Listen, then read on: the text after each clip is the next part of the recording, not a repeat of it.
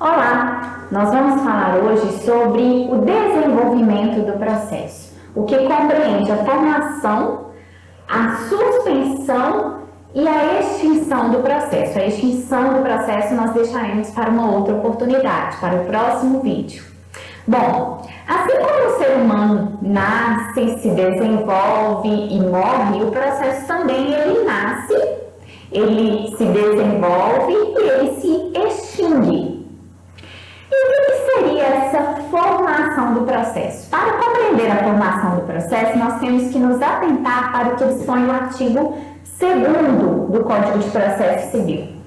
Ele diz o seguinte: o processo começa por iniciativa da parte e se desenvolve por impulso oficial, salvo as exceções previstas em lei. Então, nós temos que ter em mente que o processo ele vai se iniciar, ele vai começar por iniciativa da parte, porque nós temos o princípio da demanda ou da inércia inicial. O Poder Judiciário não é automovimentado, a gente precisa da iniciativa da parte, ele fica inerte até que a parte provoque, tome a iniciativa.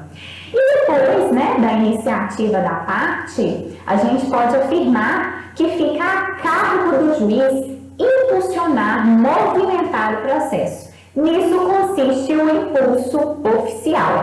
Bom, o Código de Processo Civil ele colocou um marco, que é o momento que ele considera como oficialmente proposta a ação. Então, quando que a ação é oficialmente proposta?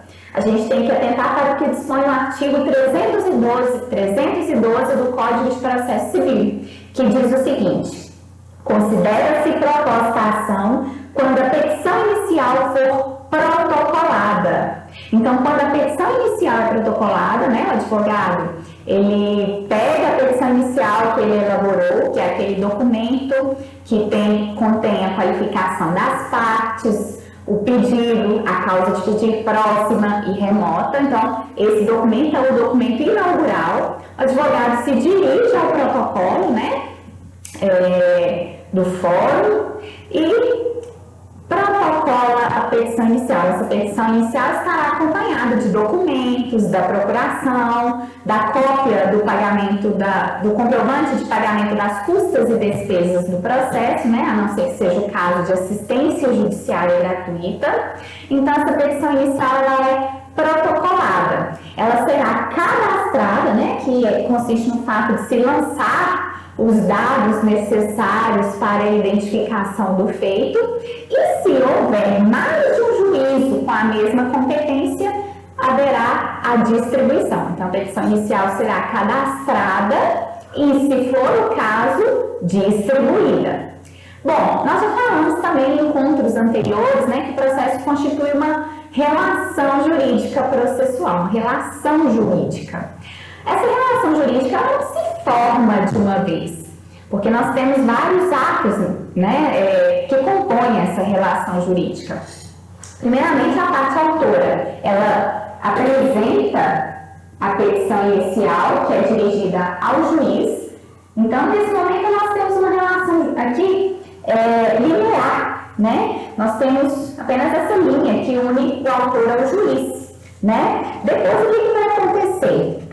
Nós teremos aí o juiz recebendo a petição inicial e proferindo um despacho liminar por meio do qual ele determina a citação do réu. Então, nesse momento aqui, o juiz vai chamar o réu por meio da citação. Eu passo a ter aqui nesse momento uma relação angular, que a gente percebe aqui um V de cabeça para baixo, com a formação de um ângulo. Então, essa relação ela passa a ser angular após a citação do réu. E, após a citação do réu, iniciam-se aí, a gente percebe, a gente pode lembrar daquela concepção triangular da relação processual, porque aqui, unindo o autor e o réu, nós teremos direitos e obrigações recíprocos. Então, aqui a gente forma aquela concepção triangular da relação processual. Bom, e o fazer? O autor ele pode modificar o pedido que ele formulou a qualquer tempo. Como que isso vai ocorrer? Bom, nós temos a resposta a essa pergunta no artigo 329 do Código de Processo Civil. Artigo 329, que diz o seguinte: o autor poderá, até a citação, porque o réu ainda não entendeu a relação jurídica, né? A relação processual. Então, até a citação, o autor, o réu ainda não participa do processo, ele pode alterar o pedido, a causa de pedir. Bom, mas o réu já integrou a lide, né? O réu já integra essa relação processual. Mesmo assim, o autor pode aditar, alterar o pedido, a causa de pedir? Pode, desde que haja o consentimento do réu. E ele pode fazer isso até o saneamento do processo. O que seria esse saneamento do processo? Então, tem também, além do consentimento do réu, um limite temporal, que é até o saneamento do processo. O que seria esse saneamento? É uma providência que o juiz toma, né, com o objetivo de eliminar vícios, de eliminar nulidades, irregularidades e preparar o processo, né, para as fases seguintes e para receber a sentença. Então, a gente tem esse momento de saneamento. E essa providência ela é tomada entre a fase postulatória e a fase instrutória. O que seria a fase postulatória, né? Onde as partes postulam. Na fase postulatória do processo, nós temos o autor apresentando a petição inicial. Essa fase vai terminar com o réu apresentando a sua resposta, que se chama contestação. Bom, e depois dessa fase postulatória, nós temos a fase de produção de provas, que é a fase instrutória. Então, o saneamento ele ocorre entre a fase postulatória e a instrução do processo, né? O juiz vai proferir aí um despacho, uma decisão saneadora. Bom, sobre a formação do processo, eram essas as considerações que a gente tinha que fazer e nós passaremos para a suspensão do processo. Bom, o que seria essa suspensão do processo? Essa suspensão nada mais é que a paralisação do processo em virtude de alguma circunstância específica ou em virtude de algum acontecimento que imponha essa medida. Então, o processo terá o seu curso suspenso, ele ficará parado, né? A suspensão do processo requer uma decisão judicial nesse sentido, o juiz tem que manifestar, e as hipóteses de suspensão estão previstas no artigo 313 do Código de Processo Civil. Mas esse rol, ele não é exaustivo, eu posso ter hipóteses de suspensão em outros dispositivos do Código de Processo Civil, como por exemplo, que ocorre lá no artigo 76, que fala da regularização processual. O artigo 76, ele fala quando a parte, por exemplo, é necessário regularizar a representação processual, o juiz ele vai suspender, né, o processo para que as partes providenciem isso. Então, esse rol que está no artigo 313, ele não é exaustivo. Bom, então nós vamos passar rapidamente por essas hipóteses de suspensão do processo que estão elencadas no artigo 313. A primeira hipótese que implica a suspensão do processo é quando ocorre a morte ou a perda da capacidade de quem? Tanto das partes quanto do seu representante legal ou do procurador constituído. Então, ocorrendo a morte ou a perda da capacidade, o juiz suspende o processo para que isso seja regularizado. Bom, no caso de morte das partes, o que vai acontecer? Nós temos lá na parte dos procedimentos especiais do Código de Processo Civil a habilitação. Então, é um procedimento pelo qual os herdeiros ou sucessores ou o espólio vão se habilitar nesse processo que se encontra em trâmite, substituindo aí a parte falecida. Bom, então, só que nós podemos aí ter consequências diferentes com relação à morte da parte autora ou à morte da parte ré. O que vai acontecer? Primeiramente, né, Se tratar aí, em um primeiro momento, as partes podem, esses herdeiros, sucessores ou espólio, podem se habilitar de forma espontânea. Mas, não ocorrendo isso, o juiz tem que tomar providências, né? E aí a gente tem hipóteses diferentes para verificar. Se for o caso de falecimento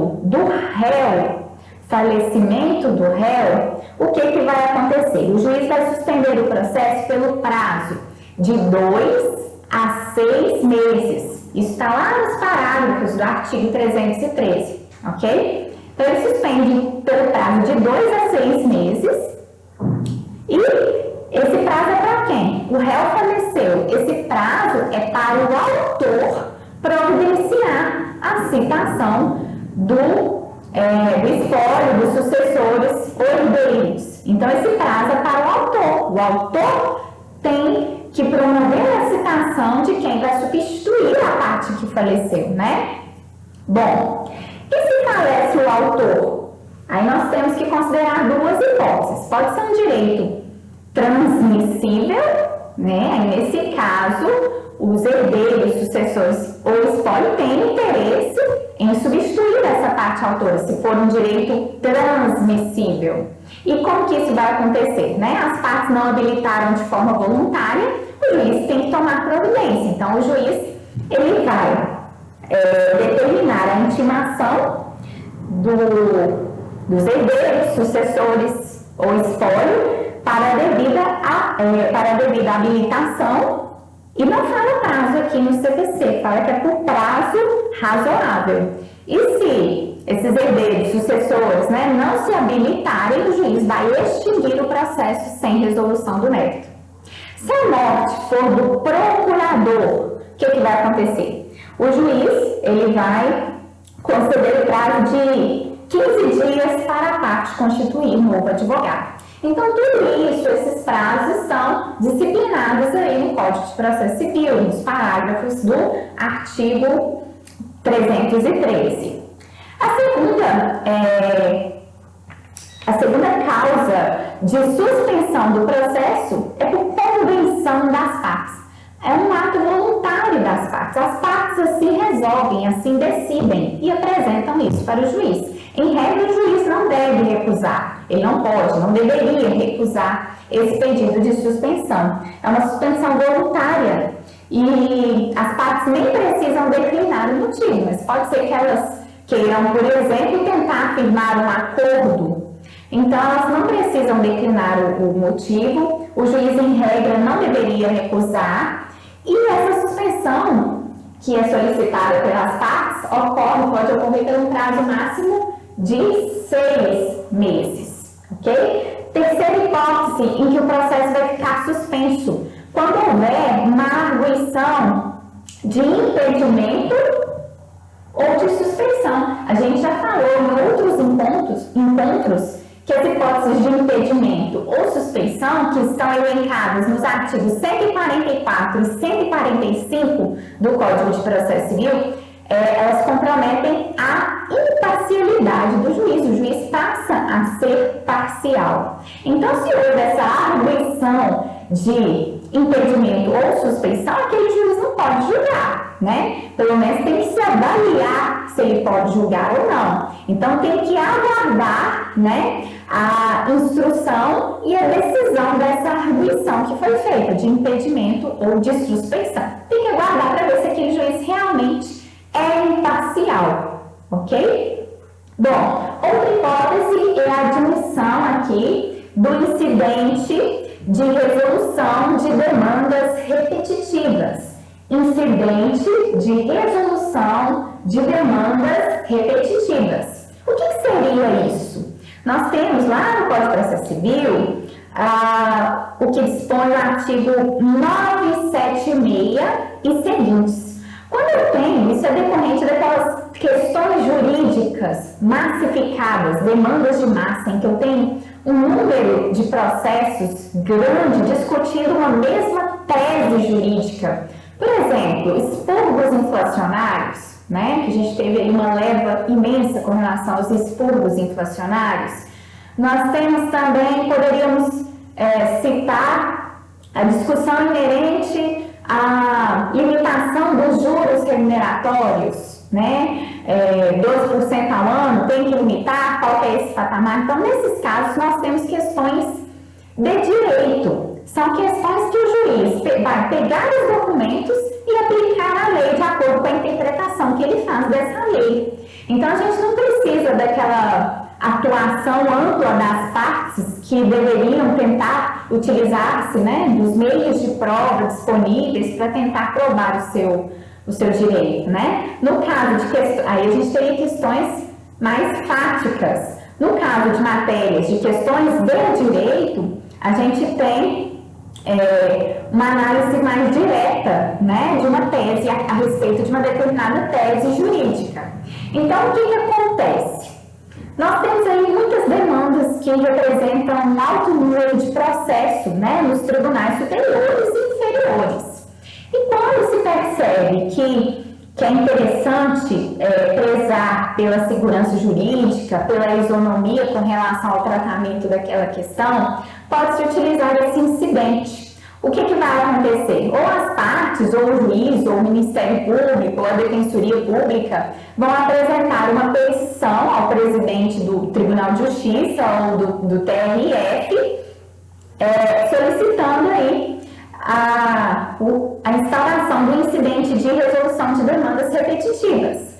Então, o que vai acontecer? Esse tribunal que vai ficar responsável por julgar aquele caso, aquela tese jurídica. E o relator ele vai determinar a suspensão de todos os processos que estão em trâmite naquele estado ou naquela região até o julgamento desse incidente. Então, os processos ficarão suspensos, por isso que é uma hipótese de suspensão do processo, né? E esses processos vão retornar o seu curso após a tese de direito ser assentada pelo tribunal no julgamento desse incidente. Então, é uma hipótese de suspensão do processo. A admissão do incidente de resolução de demandas repetitivas. Lembrar do nome, né? Demandas repetitivas, para a gente conseguir associar aí ao significado, né?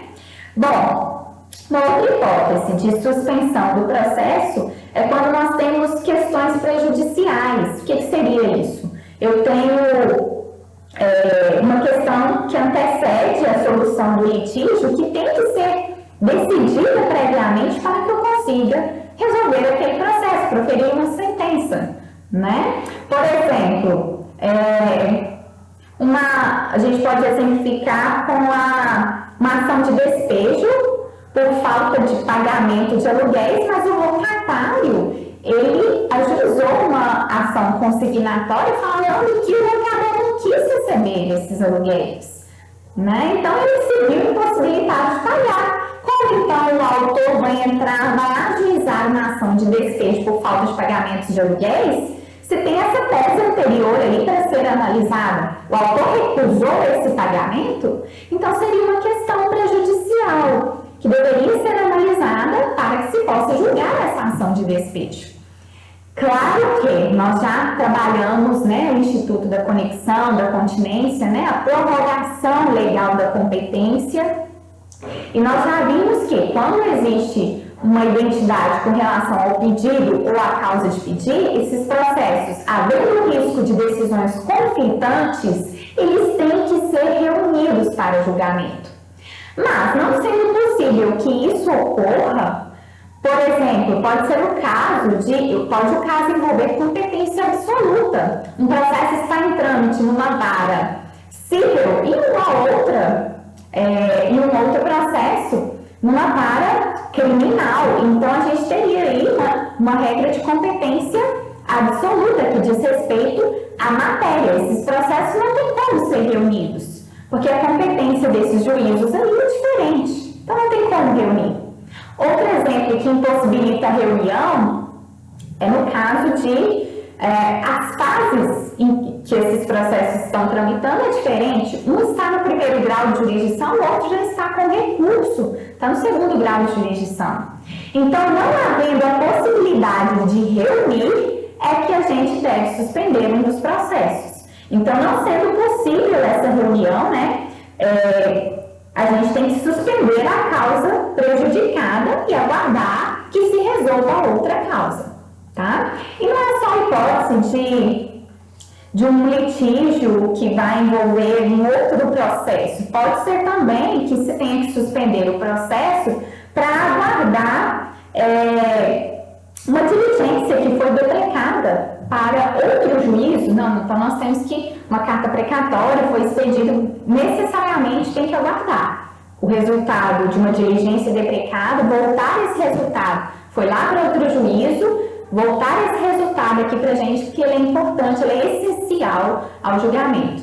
Então, nós temos que nos atentar aí para as questões prejudiciais que podem implicar a suspensão do processo. Outra hipótese de suspensão diz respeito motivo de força maior, né? Motivo de força maior são questões físicas ou naturais que vão tornar impossível aí o funcionamento do órgão jurisdicional. Por exemplo, uma enchente, um incêndio. Então, o processo será suspenso por esse motivo, motivo de força maior. Não admite, né, discricionariedade do juiz, tem que suspender, né? É um fato alheio à vontade das partes, geralmente, e tem que suspender. Bom, outra hipótese que a gente pode mencionar, está lá no final do artigo 313, quais são os incisos? O 10, o 9 e o 10. No caso de parto ou adoção, então a mãe pode solicitar aí, e se ela for a única patrona da causa, vai ocorrer a suspensão do processo para a mãe pelo período de 30 dias, se ela for a única patrona, né? Porque se tiver mais advogados, não tem essa necessidade.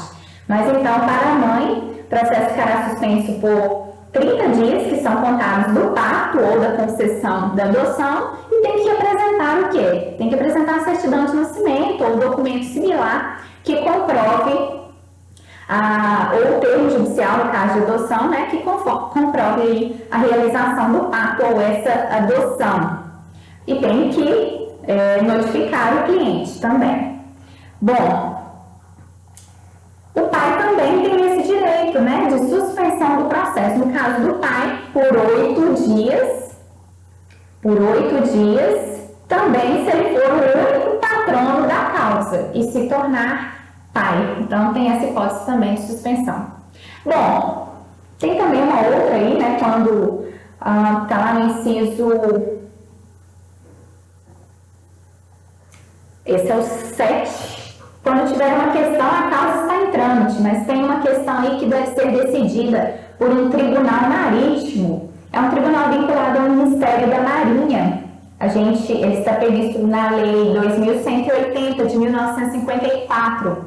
Então, tem um processo em trâmite, mas tem uma questão que necessariamente deve ser analisada por esse tribunal marítimo. Então, aguarda a decisão nesse tribunal marítimo e suspende-se o processo. Bom, basicamente são essas as hipóteses de suspensão do processo e nós voltaremos aí no próximo vídeo para falar sobre a extinção do processo. Obrigada!